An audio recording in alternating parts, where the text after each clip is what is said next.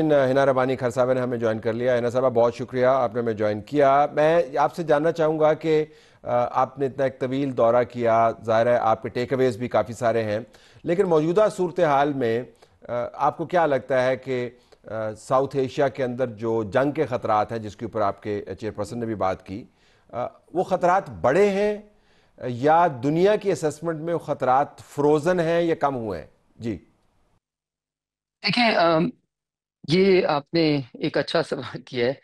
अगर आप पूरी दुनिया का जायजा लें तो जंग के खतरात पूरी दुनिया में फैल रहे हैं और बहुत तेजी से फैल रहे हैं, और उसका हम अब तज्जिया नहीं कर रहे, हम उसको in real life, on real time, live screen, missiles over Doha, Dubai, you know inside Iran territory, और जो myths and legends of invincibility थी आयरन डोम की, all of these legendary invincibility. सो ये हमें एक लेसन जो नेचर दिखा रही है, वो ये है कि you can not secure your self until you secure everyone. लेकिन हर कोई इसको चैलेंज कर रहा है इन सम वेज, राइट? और हमें जो इस चीज़ का खतरा है, और साउथ एशिया को जिस चीज़ का खतरा है, वो ये है कि एक हमारे नेबर ने एक ठान लिया है इन some ways of a hegemonic role with in the reason. और वो नेबर वो hegemonic role rules based order के तहत नहीं लेना चाहता, बल्कि अपनी रोग स्टेटस से लेना चाहता है। तो वो कह रहा है कि मैं सिक्योरिटी काउंसिल को भी नहीं मानता, और मैं यूएन चार्टर को भी नहीं मानता, और मैं बायलैटरल एग्रीमेंट्स को भी नहीं मानता, मैं ट्रीटीज को भी नहीं मानता। मैं सिर्फ मानता हूँ what ever is my political compulsion. आज बिहार का इलेक्शन, कल कोई और इलेक्शन। और एक जनरल, आई थिंक मेरी इस वक्त तक 10 साल ऑफ मोदी गवर्नमेंट, बल्कि 10 साल से भी ज्यादा के बाद, ये असेसमेंट है कि ये उनका एक स्ट्रेटेजिक डिसीजन ऑलमोस्ट बन गया है कि वो पाकिस्तान को से डायलॉग, नॉर्मलसी या रेजोल्यूशन ऑफ एनी डिस्प्यूट्स और एनी इश्यूज नहीं सी करना चाहते, बट वो इसको वेपनाइज करना चाहते हैं। बेशक वो टेररिज्म को हो, बेशक वो वाटर को हो, बेशक वो सिक्योरिटी को हो, बेशक वो पीस को हो। So it seems like yes, we are at a terribly bad place. अच्छा, मैं आपका एक ट्वीट देख रहा था जो आपने जिसमें आपने कोट किया हिंदुस्तान की तरफ से जो बयान जारी किया गया था कि डायलॉग ईरान और इसराइल के हवाले से कि dialogue is the way forward. तो आपने बगैर कुछ कहे हुए बहुत कुछ कह दिया और आपने उन्हीं को कोट करके कहा कि इट्स गुड टू नो कि डायलॉग जो है वो होना चाहिए। तो ये जो उन्होंने डिज़ाइन बनाया हुआ है ये सब के लिए नहीं है, ये आपके ख्याल में पाकिस्तान स्पेसिफिक है?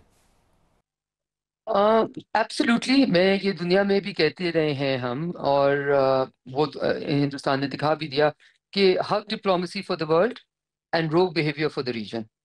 ये इंडिया का, इन some ways it's literally what's come out of their actions.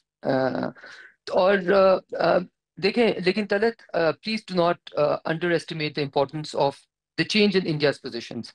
India generally एक साउथ, जिसको हम सदर्न ब्लॉक कहते हैं, जो डेवलपिंग कंट्रीज हैं, उनकी जो इश्यूज हैं, उनका एक एक मेजर उनको होल्ड करता रहा है इन द मल्टीलैटरल फोरा। और फिर आपने देखा कि इंडिया ने एससीओ, जो कि कंसेंसस बॉडी है, उसमें आप हर कोई कंसेंसस के साथ कोई स्टेटमेंट अग्री करता है, उसने जब statement the against Israel strikes in Iran और कहा कि ये उनकी ब्रीच ऑफ सॉवरेनिटी है, तो इंडियन फॉरेन ऑफिस ने प्रेस रिलीज इशू की और कही कि हम इस स्टेटमेंट से अपने आप को अलहदा रखते हैं, क्योंकि इंडिया की इस वक्त स्ट्रेटेजिक जरूरत है कि वो Israel India nexus allows it to be a better rogue, to be able to be more hegemonic. और वो जो इसराइल की प्लेबुक उन्होंने कश्मीर में इस्तेमाल करने की कोशिश की, और जो इसराइल की रीजनल प्लेबुक है वो उन्होंने पाकिस्तान के साथ इस्तेमाल करने की कोशिश की, तो उसमें उसने दुनिया को अपना वो जो एक इल्यूजन ऑफ देयर पावर थी, या myths and legends of their conventional supremacy थी, वो उन्होंने खुद ही वो बबल बर्स्ट कर दिया। और फिर दुनिया को ये भी दिखा दिया कि उनकी सोसाइटी की भी इम्प्लोजन हो गई है, ट्रांसपेरेंसी भी नहीं है, मिस स्टेटमेंट्स भी होती हैं। सो in many ways I think वो जो कहते हैं ना, true face of India, which the world will still want to ignore, because उनकी कंपल्शंस हैं, जियो स्ट्रेटेजिक कंपल्शंस है of India being the net security provider in a broader Indo Pacific strategy, वो रहेंगी कंपल्शंस।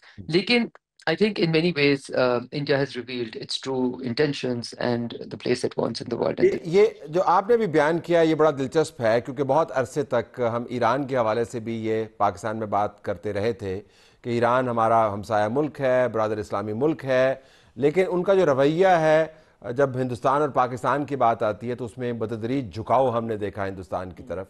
हमने ये देखा کہ انہوں نے اپنی پورٹ کو ڈیولپ کرنا ہو، انہوں نے ٹریڈ کو ڈیولپ کرنا ہو، پاکستان ہندوستان کی جنگ جو پاکستان پر لاگو کی گئی اس کے اندر پوزیشن لینے کا معاملہ ہو، اور دوسرے معاملات ہوں، وہ ہندوستان کی طرف جھکاؤ رکھتے ہیں. لیکن اب آپ کی بات سے مجھے لگتا ہے کہ ہندوستان نے کیا اس تمام معاملے میں اپنا حقیقی پارٹنر چن لیا، اور وہ اسرائیل ہے. Absolutely, without any doubt. اور مجھے یہ بھی لگتا ہے، اور مجھے یہ کہتے ہیں نا there are certain lessons that you learn، اور کئی چیزیں آپ ڈپلومیسی میں کرتے رہتے ہیں اور آپ کہتے ہیں اس کا کوئی رزلٹ نہیں آ رہا.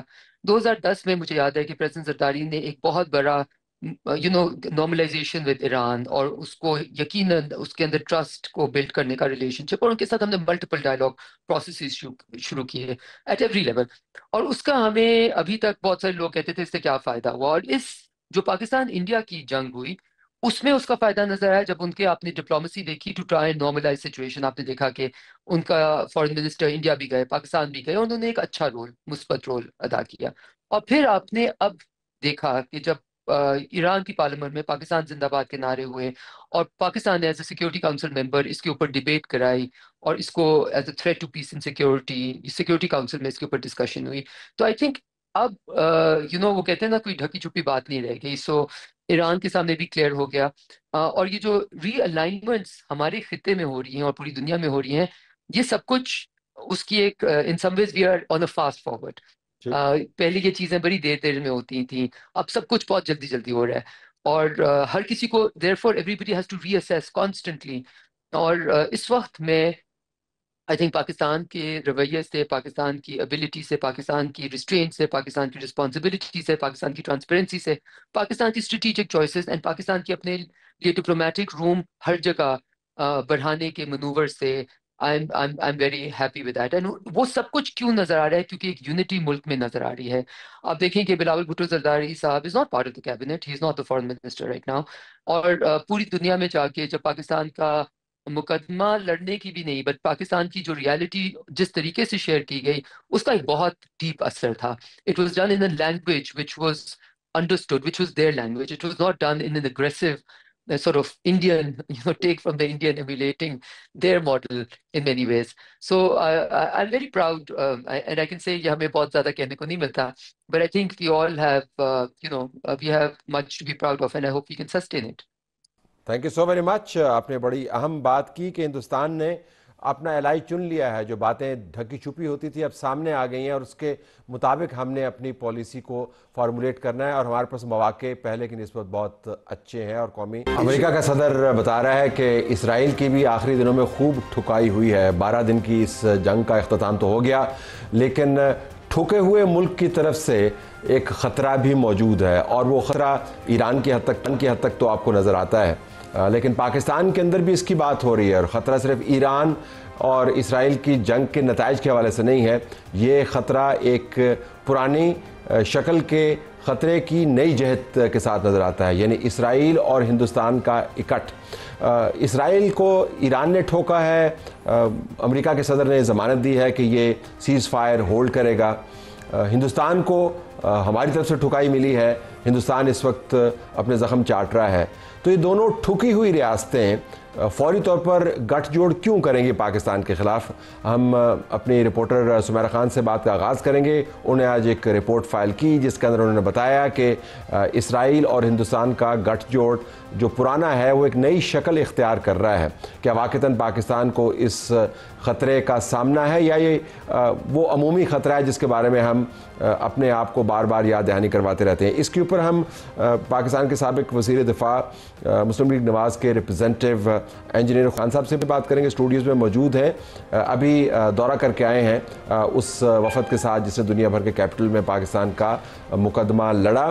ان سے پوچھیں گے کہ کیا اس قسم کے امکان کی بات دنیا بھر کے کیپٹلز میں کہیں پر ہو رہی ہے نہیں. اور پھر ہم یہ بھی جاننا چاہیں گے اس پروگرام کے ایک اور حصے میں، پاکستان کی فارمر فارن منسٹر ہنا ربانی کھر صاحبہ سے پیپلز پارٹی کو ریپرزینٹ کرتی ہیں، کہ ان کے پارٹی کے جو چیئرپرسن ہیں ان کی طرف سے کیوں کہا جا رہا ہے کہ ساؤتھ ایشیا کے اندر جو نیوکلیئر وار کا خطرہ ہے وہ بڑھ گیا ہے. یہ کیوں کہہ رہے ہیں جب دنیا بھر کے اندر ایک ملک کا صدر، امریکہ کا صدر یہ کہہ رہا ہے کہ ہم نے ضمانت دی ہے کہ یہ سیز فائر بھی ہولڈ کرے گا، وہ سیز فائر بھی ہولڈ کرے گا.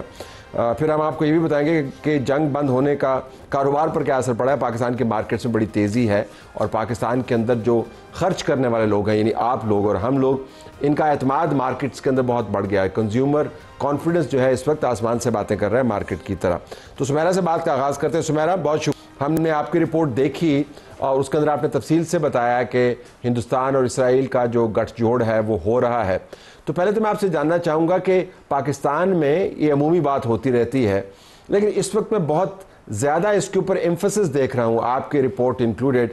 اس کی کیا وجہ ہے کہ آپ کے پاس کوئی ایسی خبر ہے, کوئی شنید ہے جس کی بنیاد پر یہ بات کی جا رہی ہے, یا کوئی تھریٹ اسیسمنٹ ہے, کیا ہے؟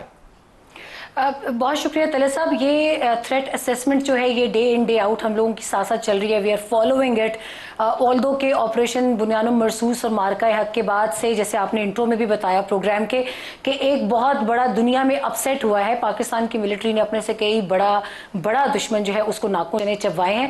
اور ابھی صرف ہم نہیں, دنیا میں اس وقت تمام تر ڈیفنس اینالسٹ اس ساری کامیابی پر پاکستان کی اس کو تھریٹکلی اس کا خود بھی ایک جائزہ لے رہے ہیں. اس کے اوپر پیپرز لکھے جا رہے ہیں کہ ہاؤ اٹ واز پاسبل.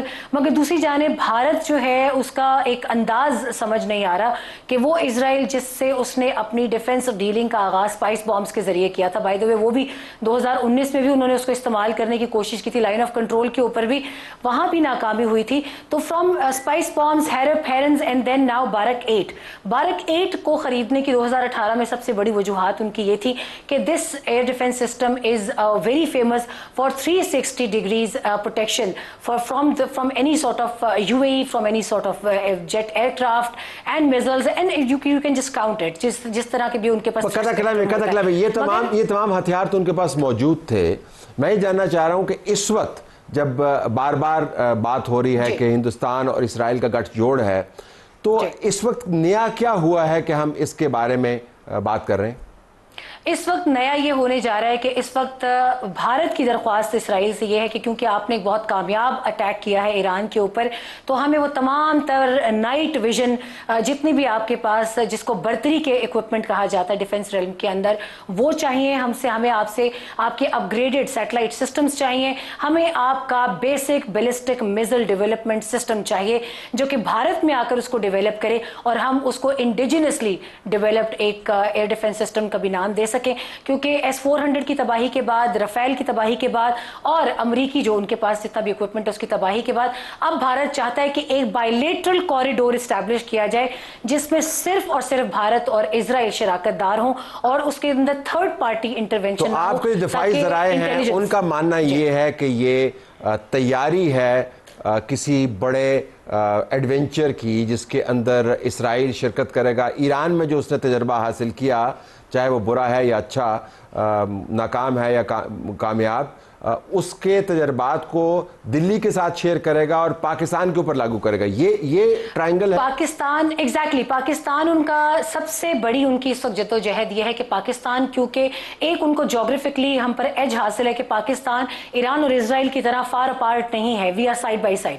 تو وہ جو بھی وہاں سے ایک پیٹرن لیتا ہے وہ اس کو آسانی سے پاکستان پر امپلیمنٹ کرنے کی اہلیت چاہتا ہے اسرائیل سے. اور یہاں میں آپ کو یہ بتاتی چلوں کہ بھارت نے اپنے انڈر گراؤنڈ جتنے بھی اسٹیبلشڈ کوریڈورز ہیں ان کے ذریعے اسرائیل سے موساد کی اعلیٰ ترین, جس میں شی بیٹ بھی ان کو کہا جاتا ہے, علمان جو اس سب کی جس کو ایک پیرنٹ آرگنائزیشن کہا جاتا ہے موساد کی, ان سے درخواست کی ہے کہ ہمیں انٹیلیجنس کے اندر بھی وہ تمام تر آلٹرنیٹ سیٹلائٹس مہیا کیے جائیں تاکہ اگر ہمارے جہاز ماضی کی طرح دوبارہ سے جیم لاک ہوتے ہیں تو ہمارے پاس alternate satellites developed by Israelis and indigenously Indians کے وہ ہمارے پاس موجود ہوں. اور جو ان کا حیال تیجس ایک بہت عرصے سے ناکامی کا شکار ہے, بلکہ تیجس بار بار بھارت میں گرتے بھی ہیں. لاسٹ ان کا جیسلمیر میں گرا تھا ہماری بارڈر لائن کے اوپر.